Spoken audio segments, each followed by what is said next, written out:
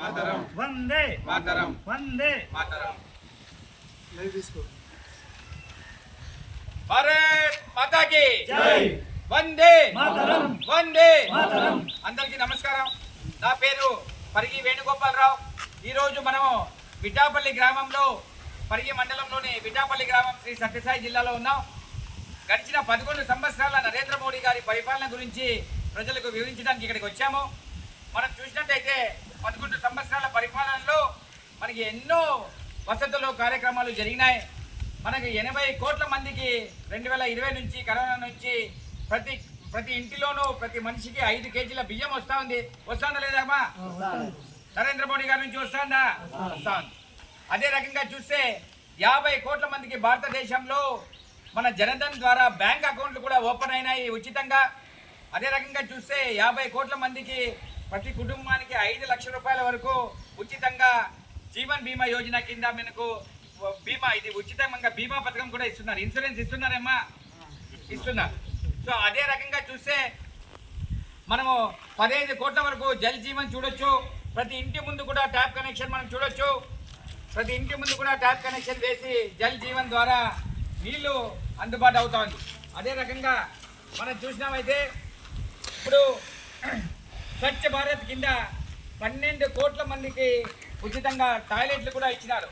టాయిలెట్లు వచ్చినాయి మీకు స్వచ్ఛ భారత్ కింద ఈ విఠాపల్లి గ్రామంలో వచ్చినాయా? అదే రకంగా చూస్తే ఈ రకమైన పథకాలను మనకు ప్రధానమంత్రి ఆవాస్ యోజన కింద దేశంలో 4 కోట్ల మందికి ఉచితంగా ఇల్లు కూడా ఇచ్చినారు. ఈ రకంగా మనం చూసినట్లయితే 12 కోట్ల మందికి గ్యాస్ స్టవ్లు కూడా ఉజ్వల్ యోజన కింద ఇచ్చినారు. మీ విఠాపల్లిలో ఎవరికైనా ఉజ్వల్ యోజన కింద గ్యాస్ స్టవ్లు వచ్చినాయా? ఎందుకు వచ్చినాయా? ఈ రకంగా ఎప్పుడైతే గ్రామాల్లో ప్రధానమంత్రి గ్రామీణ సడక్ యోజన ద్వారా రోడ్లు వేసినారు, ఇల్లు కట్టించినారు, వాళ్ళకి గ్యాస్ స్టవ్లు ఇచ్చినారు, వాళ్ళకి చెత్త పొడి కలెక్షన్ చేయడానికి ఇచ్చినారు, అదే రకంగా టాయిలెట్లు ఇచ్చినారు స్వచ్ఛ భారత్ కింద. అదే రకంగా చూస్తే ఊర్లో శ్మశాన వేదికకు డబ్బులు ఇచ్చినారు. అదే రకంగా గర్భిణీ స్త్రీలకు భోజనాలకు వసతి ఇచ్చినారు. అదే రకంగా స్కూళ్లకు బిల్డింగ్లు ఇచ్చినారు.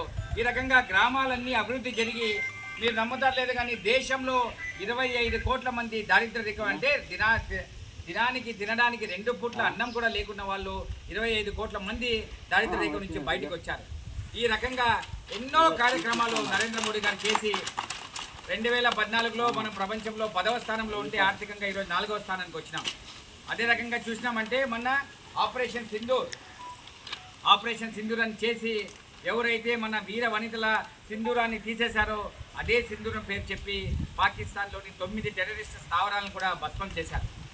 ఒక 80 మంది టెర్రరిస్టులు కూడా చంపబడ్డారు. ఈ రకంగా దేశ భద్రతకు ప్రాముఖ్యత ఇస్తూ, ప్రజల ఆరోగ్యానికి, ప్రజల జీవనానికి ప్రాముఖ్యత ఇస్తూ నరేంద్ర మోడీ గారు ముందుకెళ్తున్నారు.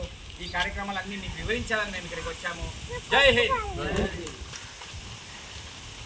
అదే రకంగా అన్ని కార్యక్రమాలు కూడా ఈ పేపర్లో మీకు ఉంది. పేదలకు చేస్తున్న సేవ, రైతులకు మనం చూసినట్టయితే ప్రధానమంత్రి కిసాన్ సమ్మాన్ నిధి ద్వారా రైతులకు 6,000 రూపాయల వార్షికంగా సహాయం. సంవత్సరానికి 6,000 రూపాయలు రైతులకు వస్తుందా? అందరికీ వస్తుందా? 2,000 రూపాయల ప్రకారంగా 3 సార్లు అకౌంట్లో పడుతుందా? ఎంతైనా పడుతుందా? అదే రకంగా ప్రధానమంత్రి ఫసల్ బీమా యోజన అని, అంటే ప్రకృతి వైపరీత్యాలు ఏమన్నా జరిగినప్పుడు, మనకు మంటలు కానీ ఏమన్నా జరిగి పంటలు నాశనం అయినప్పుడు వాళ్ళ కోసం బీమా పథకం ఇచ్చి మొత్తం దేశంలో 1,75,000 కోట్ల రూపాయలు పైగా ఇచ్చినారు. రాష్ట్రంలో 6,047 కోట్లు కూడా బీమా క్లెయిమ్లు ఇచ్చినాయి. కిసాన్ క్రెడిట్ ద్వారా దేశంలో 7 కోట్లకు పైగా రైతులకు 10 లక్షల కోట్లు, రాష్ట్రంలో 48.5 లక్షలకు పైగా రైతులకు 65,455 కోట్ల రుణ సహాయం అందింది. దేశంలో మెగా ఫుడ్ పార్కులు 2014 కేవలం 3 ఉంటే ఈరోజు 24 పెరిగింది. మీకు ఇంతకుముందే చెప్పినట్లు 81 కోట్ల మందికి ఉచితంగా బియ్యం అందుతుంది. ప్రధానమంత్రి ఆవాస్ యోజన ద్వారా 4 కోట్ల మందికి ఇల్లు వచ్చినాయి. 15 కోట్ల మందికి జల్ జీవన్ ద్వారా కుళాయిలు ఏర్పడ్డాయి. అదే రకంగా 51 కోట్ల మందికి సురక్ష బీమా యోజన ద్వారా ఇన్సూరెన్స్ కూడా వస్తుంది. ఈ రకంగా ఎన్నో కార్యక్రమాలు చేస్తూ ముందుకెళ్తున్నారు.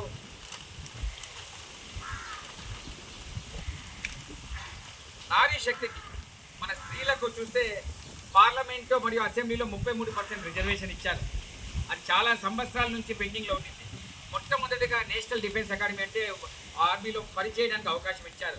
ప్రసూతి సెలవులు మన ఏవైతే మహిళలకు ప్రసూతి సెలవులు అయితే 12 వారాల నుంచి 26 వారాలు పెంచినారు. ప్రధానమంత్రి మాతృవందన యోజన ద్వారా దేశంలో 3.9 కోట్లకు పైగా గర్భిణీ బాలింత స్త్రీలకు 18,593 కోట్లు, రాష్ట్రంలో 647 కోట్ల రూపాయల ఆర్థిక సాయం అందించారు. ట్రిపుల్ తలాక్ రద్దు చేశారు. ఏమైతే మన భారతదేశంలో మన ముస్లిం సోదరీమణులు ఇబ్బంది పడతారో ట్రిపుల్ తలాక్ రద్దు చేసి వాళ్ళ జీవనంలో చాలా మంచి కార్యక్రమం చేశారు. అలాగే కోవిడ్ లాక్డౌన్ టైంలో దేశంలో 20 కోట్లకు పైగా మహిళలకు, రాష్ట్రంలో 30 లక్షలకు పైగా మహిళలకు ప్రత్యక్షంగా నగదు కూడా సహాయం అందించారు. మధ్యతరగతి వాళ్ళకు ఇన్కమ్ ట్యాక్స్లో రిబేట్ ఇచ్చినారు. యువశక్తికి ప్రోత్సహించినారు. మనం ఇప్పుడు చూస్తే చదువుకునే యూనివర్సిటీలు మీద 17 విశ్వవిద్యాలయాలు ఏర్పడ్డాయి. అందరికీ అందుబాటులో ఆరోగ్యం వచ్చింది. ఆయుష్మాన్ భారత్ ద్వారా 70 ఏళ్ళు దాటిన వాళ్ళందరికీ కూడా, వృద్ధులకు కూడా 55 కోట్ల మందికి రాష్ట్రంలో 56 లక్షల మందికి ఉచితంగా చికిత్స అందుతుంది. వ్యాపారాలు కూడా సరళీకరణ చేశారు. ప్రపంచంలో ఆర్థికంగా ఇంతకుముందు చెప్పినట్లు 10వ స్థానం నుంచి 4వ స్థానానికి వచ్చినాం. మౌలిక సదుపాయాలు 75,000 కిలోమీటర్లు మనకు హైవేస్ ఉండింటే 2014 వరకు గడిచిన 10 సంవత్సరాల్లోనే 45,000 కిలోమీటర్లు వేశారు. రోజుకి 12 కిలోమీటర్లు రోడ్డు వేస్తారు హైవేలు, ఇప్పుడు 30 కిలోమీటర్లు వేస్తున్నారు. ఈ రకంగా అన్ని ఒక రంగమైన కాదు, అన్ని రంగాల్లో కూడా మనం ముందుకెళ్తూ సాంకేతికంగా కావచ్చు, సాంస్కృతికంగా కావచ్చు, అయోధ్య రామాలయం కావచ్చు, కాశీ కారిడార్ కావచ్చు, ఉజ్జయిని కావచ్చు, వీటన్నిటిని అభివృద్ధి చేసి మన భారతదేశంలోని ప్రతి ఒక్క వ్యక్తి, ప్రతి ఒక్క హిందువు గర్వపడేలా చేశారు. ఈశాన్య భారతంలో